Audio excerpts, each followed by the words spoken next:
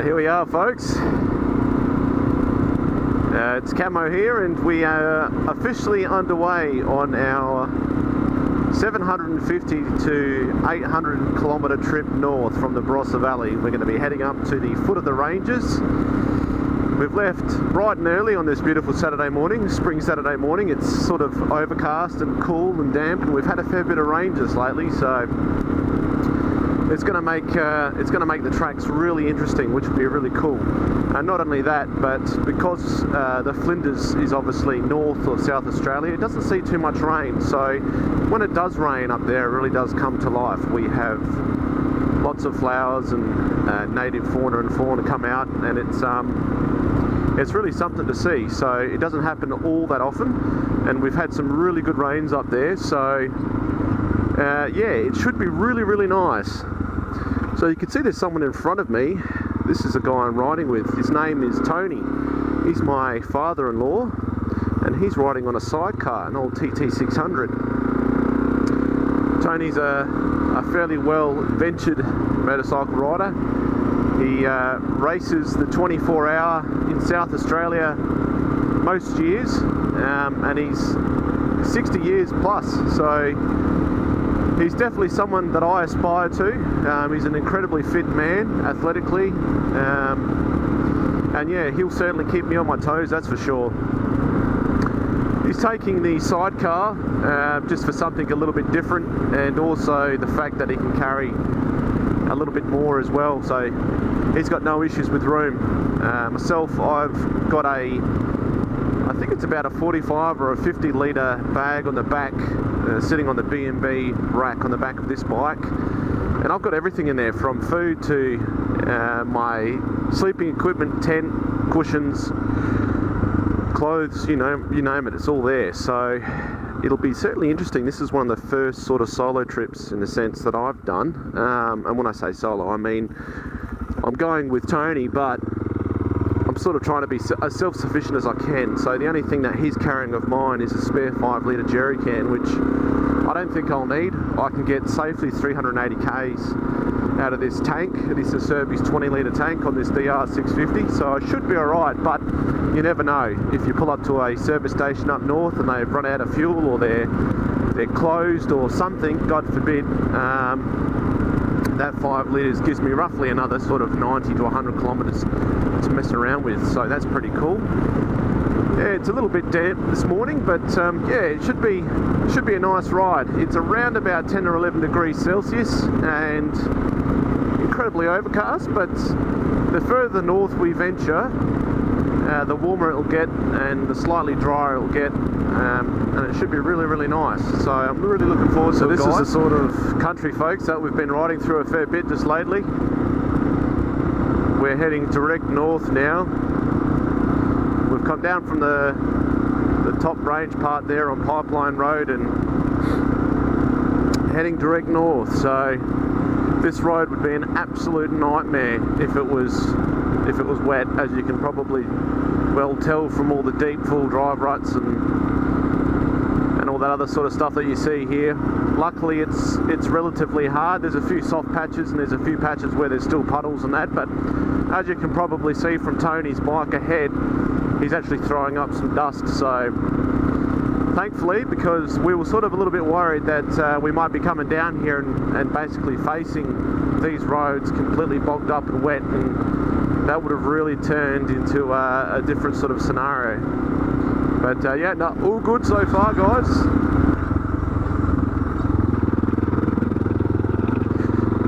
Found an interesting part, guys. Bit of an interesting track here. You can tell it's been absolutely destroyed by... I mean, have a look at that. Holy heck. You know, if that was full of water and you didn't know and you went in there with a full drive, you'd be in a bit of strife, wouldn't you? Especially if you got stuck in there. That'd be it. It should be game over, wouldn't it? This place, wet, would be an absolute mud pit, I reckon. Fairly rocky here. So guys, I weigh 100 kilos and I'm carrying about 10 kilos on me. And this bike's running stock suspension. It's quite spongy. I can see why guys go and spend a little bit of money and get the suspension upgraded. It really is. It's got a lot of wash in it, and it's not responsive, you know, like you sort of bounce up and down and then you sort of bounce up and down another 2 or 3 times out of that sort of, yeah, it's just like if you're doing this all the time, you'd certainly want to spend some coin and get that suspension looked at, because yeah, it would improve the quality of the riding dramatically, I reckon. So I don't know much about sidecars, guys, to tell the honest truth. I don't think I've even been on one. I've only ever ridden solo, but with that said, this guy is a psycho. He throws this sidecar around like you'd think he's riding just a solo motorbike. And I'll tell you what, unbelievable. He clogs the absolute crap out of it. Jeez. And like, you know, doesn't mind giving it shit either. Like, comes out of a corner and just on the gas, man, the whole way, snaking it like shit. Oh, Jesus. And he's 60 plus, man, like, what a legend. Without further ado, ladies and gentlemen, what the goddamn wombats. Without further ado, ladies and gentlemen, I'd like to welcome you to out in the middle of godforsaken nowhere. Literally out in the middle of nowhere. Went past a tin shed or something before, and I could hear the music playing, man. Ding ding ding ding ding ding ding ding ding ding ding ding ding. What the hell? Who the hell would want to live out here? I mean, it gets to like 50 degrees Celsius in summer out here. There ain't nothing to do. There ain't no water. I mean, unless you're growing drugs or something, or you dabbling in illegal activities. I have no idea why you'd want to live out here. It's official, I've lost him. I don't know where the hell he went. I'm the only one with maps and I'm following this. He sort of roughly knows where he's going, but yeah, he just disappeared. So good thing for communications, guys. So I gave him a dingle, and yeah, Yadunda was out of fuel. So he pulled into Yadunda. I'm guessing he's probably going to get a coffee. And I've just kept on going. And he's waited and waited and waited. He's rung me and I've been riding. So I've just kept on going. I rung him and yeah, he's back in Yadunda. So I'm about halfway from Yadunda to our next town, Robertstown. So I'll just, yeah, chill out here and wait for him. And that's what's going to happen. So he's going to head off now and catch up with me. And I thought, well, in the meantime, I might just quickly show you the beast. Show you what's going on and how I've tied everything down. Geez, she's filthy. Look at it. God. Anyway, so the B&B, this thing here is really, really good. So I've used one ratchet strap to hold the whole thing down. So I've started at the back, come over through the actual grab handle, come back around, then come back through the grab handle back down here, and then back over there. So it gives it sort of 4 points of lockdown. Now it's not super tight, but it can't go anywhere. It's physically locked in there. So awesome, works a treat. I got my pillow wrapped in some plastic bags on top. It's a good thing I did, because it's been a bit wet, and I forgot to pack a bloody cup. And I love my coffees in the morning, so I grabbed one of the kids' cups. I just cable tied it to the. I know. And these things here, it's too damn dark today to even warrant having sunnies on. So the bag is so packed full that I can't put them anywhere. So I thought, well, I'll just wrap them up here, and they've been on here now for about probably 10 kilometres, and they haven't come off. So happy days. But yeah, so she's doing really well so far, guys. Happy days. How's that for a view, guys?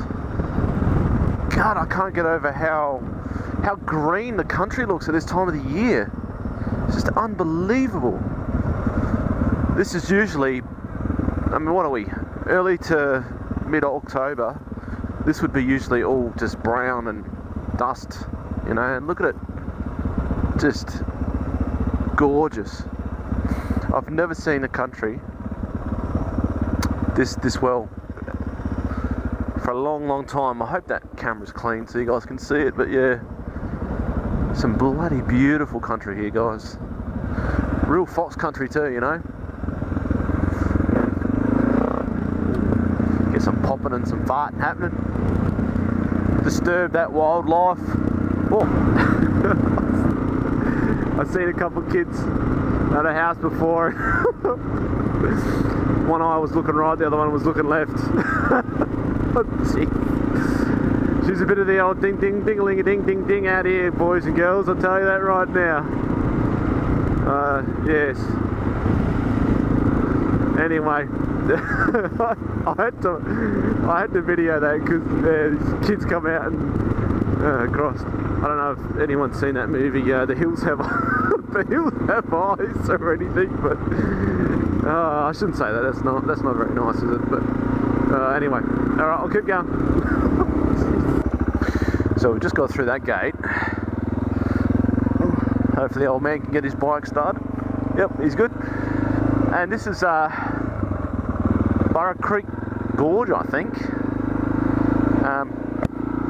And Tony was just saying that he's seen this like completely in flood, and there was absolutely no way of passing or getting through it.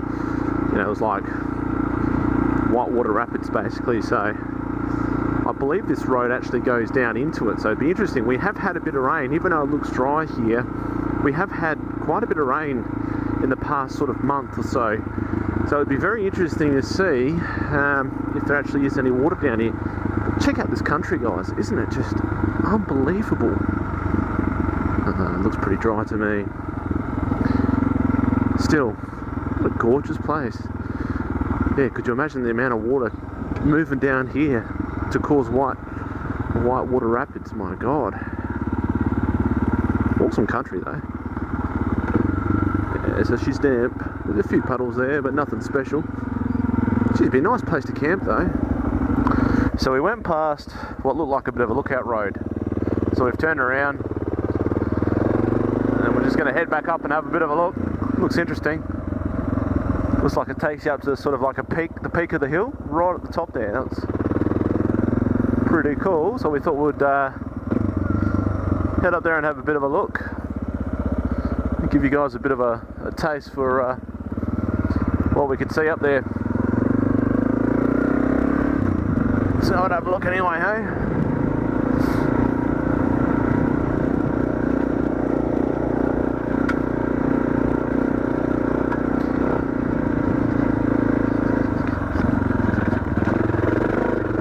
Good thing about the 650s, they got so much grunt.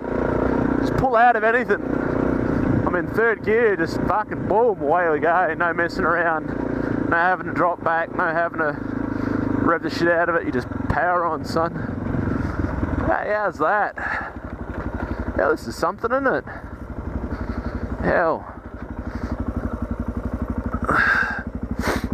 Have a look at that, guys.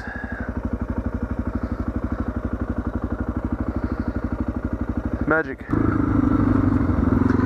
So we found an interesting backtrack just behind. Ooh, should I got that one? Just behind Burra. Sort of like takes you in back behind the town, I believe, off of the main road. I mean, I know cameras don't do justice, but it's fairly relatively steep. The old 650 just cruises her way up.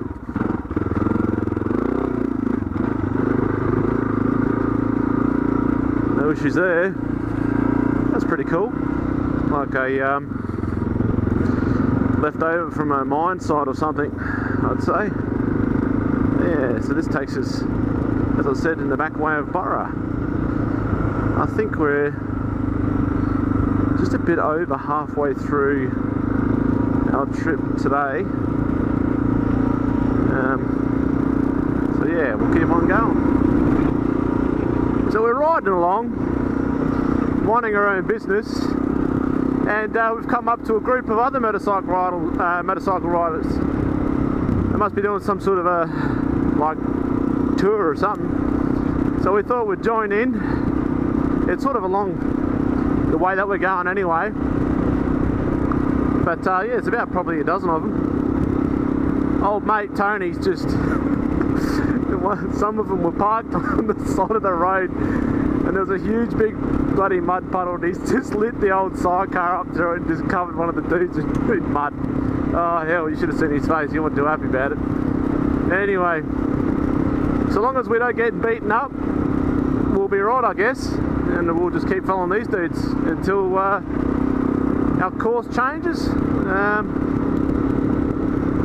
Yeah, that's the update. So we've just gone past the Midnight Oil House, just out of Borough. I know I've got a mate who's a bit of a fan of that ruin. So yeah, that's where we're at. So about 10k out of Borough, maybe not even 5k. We're just talking about Salvation Chain and how purple it is. Have a look at this hillside. My goodness, it is such a vibrant purple. That is really something. As you can see, it really does spread like a weed. So yeah, coming into some really hilly land here now, guys, which is really nice to see. I believe this is sort of like the start of the ranges, in a sense that it's the very, very south of the ranges, but all these hills and crevices and all that other sort of stuff from around here, I believe, is the start of the Flinders Ranges, the southern Flinders Ranges, that is. I mean, I could be wrong, and if I am, excuse me for my ignorance, but I think that's the case. Yeah. Get a load of this, folks. We are pretty well alone out here. There is, well, I haven't seen a vehicle now for about probably half an hour to 45, apart from obviously Tony, but we are very isolated out here now. It would be tens, if not more so, kilometres away from a homestead. Fairly rugged out here, I tell you. This time of the year it's not too bad, but in summer, whew, it gets really, really warm out here. This is one of the many creek crossings where the road literally goes into a creek.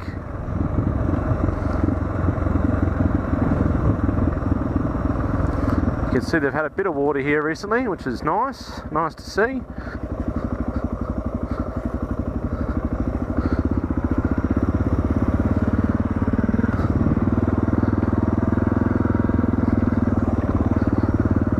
Look how lush and green all those reeds are and stuff. I mean, it's just a bit of water just brings everything back to life, doesn't it?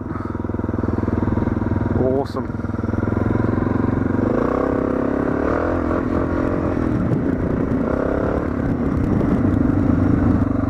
So they're out here. Look over there, how green it is. That patch over there. It's like an oasis over there. Unbelievable. Some rocky and hilly country coming up here, guys, I tell you.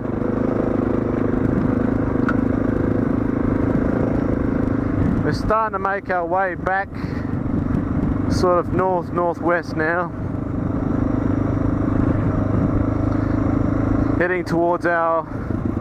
slowly heading towards our camping destination for the first night. But yeah, just some amazing territory. It really is. I know I've said it so many times, but I mean, I never knew this existed. It's just crazy.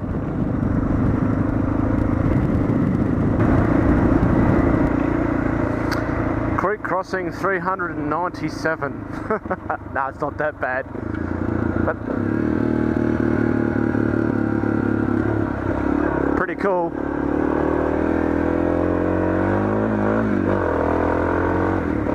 Give it to it, son. As a mate of mine would say, flat to the fucking board.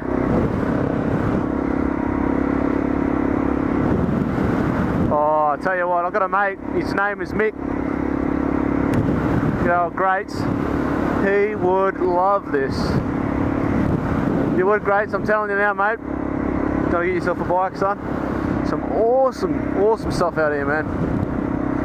Where are we going? Straight. Give way, give way. Yep. I was going to say here's a homestead, but no, it's just a ruin.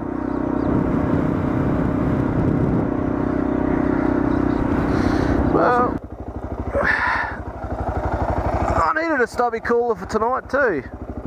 Yeah, I'll take that. Awesome. I posed the question to you. I've been watching Tony literally throwing himself left to right of the bike when he goes around sharp corners. It'd have to be bloody hard work, wouldn't it, riding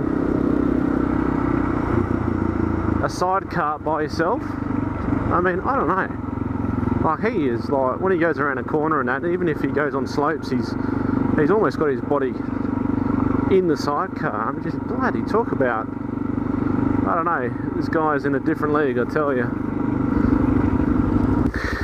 I try to get him coming through. Oh shit, here we go. I think he's going to come back through here. Here he goes. Seriously, this guy is 60 plus and he's like a kid at heart. I swear to God, I'm going to be in the way here, aren't I? Oh, jeez. God. It's right for him. He's got a sidecar to give him support, but bloody hell, I don't know about me.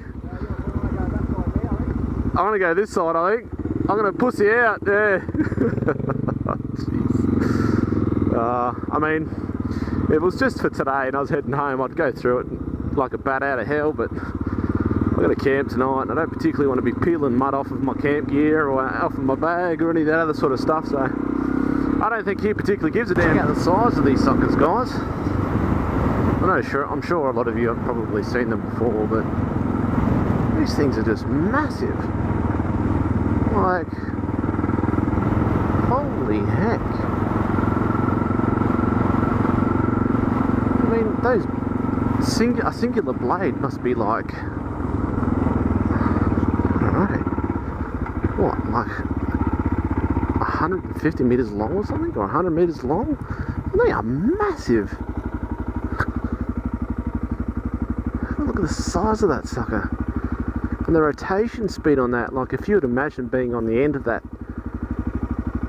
the speed on that would be just astronomical. It'd be what, a couple 100 kilometers per hour. This isn't something you see every day, ladies and gentlemen. Out here I guess you do. You sort of see a lot of the stock moving, but yeah.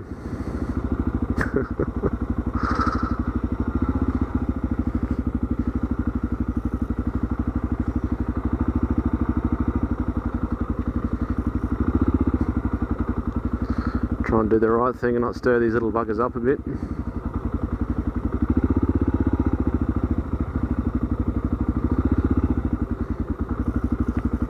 It's got some really good wool to them though. Look at them, they're in good condition. Christ.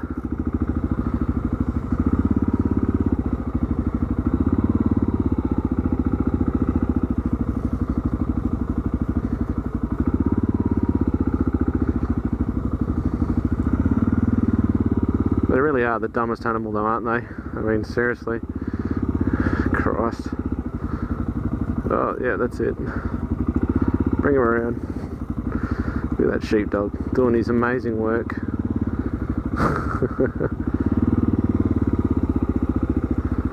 Look at them, legends.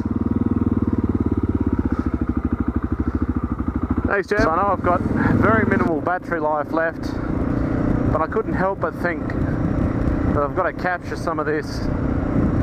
Looks like a bushfire has come through here, and maybe a couple of years ago we've had a heap of regrowth by the looks of it, or I could be wrong. It could just be the natural scrub the way it looks. But how cool is this, guys? We're a fair way from anybody, I can tell you that right now.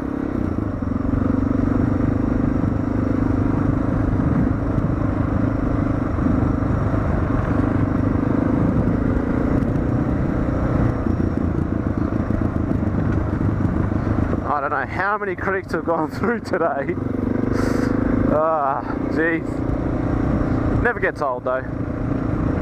Never gets old.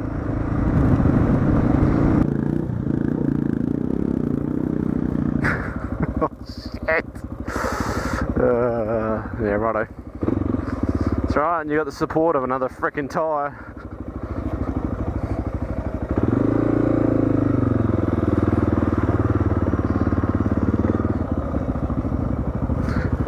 Yeah. Oh, hell. We made it. We made it. I'm not sure how they pronounce this campground. Ipanichi, I think, is how it's pronounced. Free campground. So yeah, we made it. Awesome. Here we are, folks, at the campground. The old DR hasn't pulled up too bad. And here's the one-man tent. Yeah, pretty well set up, right next to a creek. Just about to get the fire going. Oh, it should be good. Should be a good night. Got a couple of cold ones from the local pub, so yeah. And that's it, guys. We've had our first night, and now we head off for the second day adventure.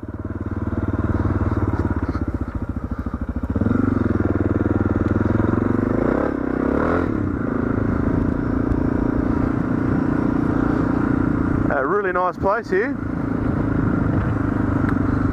Lots of really beautiful camping spots, plenty of wood. Obviously dogs are allowed. Got the good old long drop here. Rainwater tank as well for fresh water. A beautiful creek that runs through, and at the moment there's water going down and through the creek, as you can see here, and that's really fresh, so you can pull water out of there for a shower or something. But yeah, definitely worthwhile to stop and to camp. It was incredibly quiet last night. All you could hear is a couple of frogs, and at about 5 o'clock this morning all the wildlife, birds and that, came out and started chirping and talking and screaming. That was really nice too. But yeah, anyway, the second part of the adventure begins. So here we go. On Woodlands Track, sort of cuts through what looks like some old forestry area. Got through numerous creeks already, all flowing slowly. As you can see, they've definitely had a fair bit of rain around here.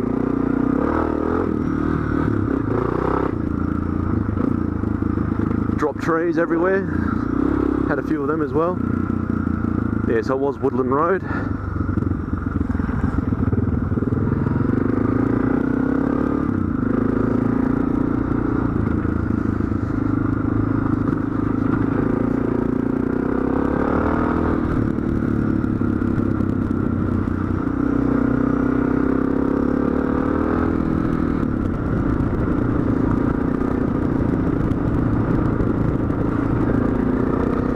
Creek 398 or 500, I'm guessing.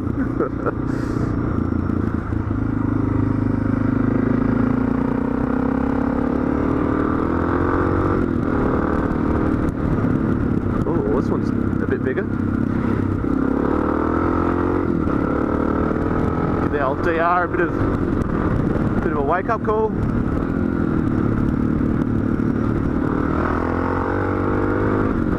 On the herbs, make sure it's nice and warm.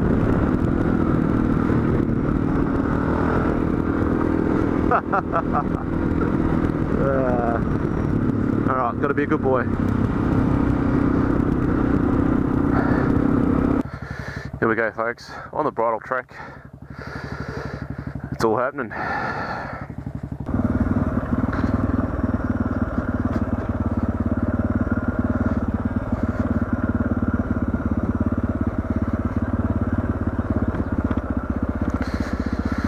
How he's going to go with these funny angles with the sidecar. Quite aggressive. Like on the solo motorbike it's nothing, but with the sidecar it should be a little bit hairy, I reckon.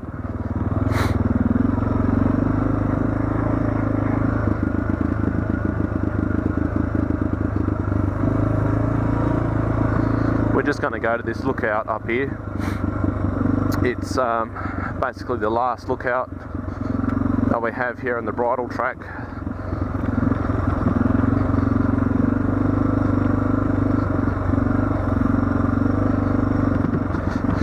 I did this a couple of years ago with a mate and his family. We didn't do it on motorbikes, we did it in a couple full drives. I do remember this part of the section being relatively steep and having a little bit of a funny angle to it as well. So I've warned Tony that, you know, from there, back where we were, it doesn't look like much, but when you get up close to it, she's, you know, with a sidecar it'd be a little bit hairy, I reckon. Yeah, old 650, just chewing it up. It's pretty steep, but no issues with the old tractor.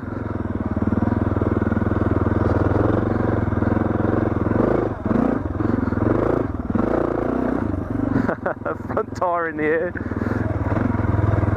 Yeah, I don't know how you'll go. If you had a passenger in the sidecar, you'd be alright, but shit, I reckon he might struggle up that.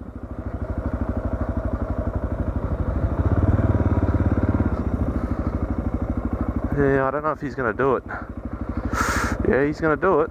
That's pretty hairy. Saying that, he does 24 hours, so I'm guessing there's probably nothing to him, but yeah, she's... Normally you have a mate doing it with you. You know what, she's going to make a liar of me and think nothing of it.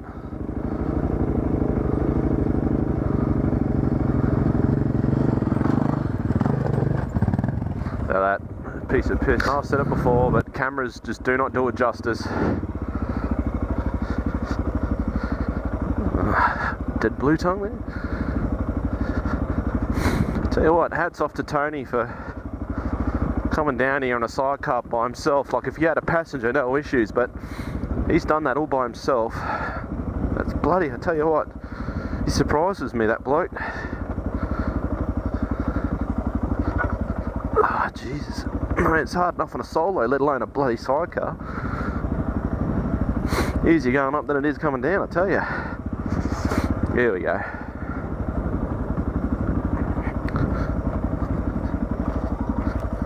Oh, jeez. Alright, that's the best part of that done.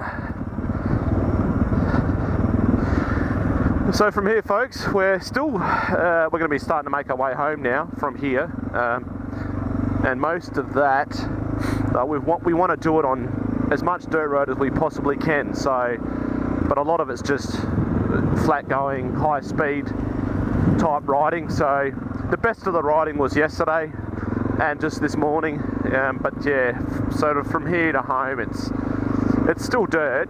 We shoot across on the bitumen on a few locations just to get to the next dirt road, but yeah, it's sort of fairly basic sort of riding, so I won't be filming too much of that because that'll just bore the hell out of you. But yeah, that's pretty well it.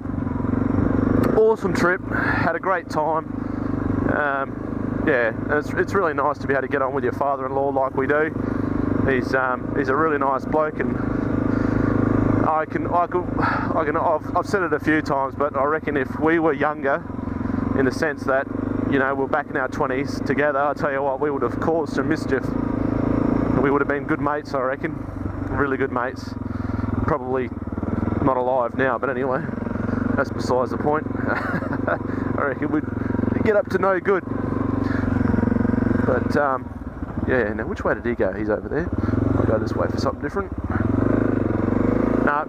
Good bloke, thoroughly enjoyed the trip, and after having a chat last night around the campfire, there's going to be plenty more. So yeah, so we just came down some back road, just back here, sort of run a little bit of bitumen here, but we've been on dirt roads basically all the way back from where we pulled out of the Bridal Track a come down this dirt road, and I wasn't filming because, you know, the battery life on this camera is not too good. But anyway, I've come around this sharp corner, going through a creek, and I actually had in my head thinking, gee, this would be a good place to see a snake. As I've come around the sharp corner, there's like a brown snake, and he would have been easily maybe even more than 1 metre, maybe 1.2 metres long, good size. And as I'm sort of in a bit of a lean, and as I've leaned, I've seen him and I've gone, shit, you know. So I've sort of tried to lean harder, and then the bike starts to slip out, and I've lifted my boot up, and the bastard went and struck my boot as I was riding. He dead set, he struck my boot. And I was on a lean, and I lifted my leg up, because I know those pricks like to strike, and he hit the bottom of my boot. Now, if you're not familiar with brown snakes in Australia, they're ranked in the top 10 most deadliest snakes in the world. So an adult brown of that size would have enough venom to kill easily 50 to 60, maybe even more men. The younger ones have got even more toxicity in their venom, so they can kill even more. But yeah, he dead set reared up as I was cornering, and he went for my boot. I can't feel any puncture wounds, so I think I'll be alright. But that's another reason why you wear good quality boots, guys. If I was wearing just say standard workman's boots or something like that, where I don't have that protection right the way up high, I'll tell you what, it would have been a different story. It really would have been. But anyway, there you go, ladies and gentlemen. some entertainment for the way back home, for the trip home. I was wondering if I was going to see a snake. I've seen tons of lizards, but that was the first snake of the trip, and he was a good size too. So there you go. Well, that's it, ladies and gentlemen. Just over this hill is the Barossa Valley, which is where both Tony and myself reside. So that's home for us. We hope you've enjoyed the trip. It came to roughly around 750 to 800 kilometres we've done in 2 days. So the DR has had no issues other than a few little minor things that were caused because of something that I've added to the bike. So like that light I had on the left hand side interfering with the front brake line. So we've removed the light, the issue is no longer. And my grip here has come loose on my left side, but that's nothing major either. So now that this has come loose, I'm going to end up getting myself some new rental bars and replace these standard steel bars that came with the bike. Other than that, all done and dusted. So again, thanks for sharing in and watching our journey. It was great to get away and spend some time with Tony. I haven't done much of that, so it was nice, and I think Tony really enjoyed it as well. So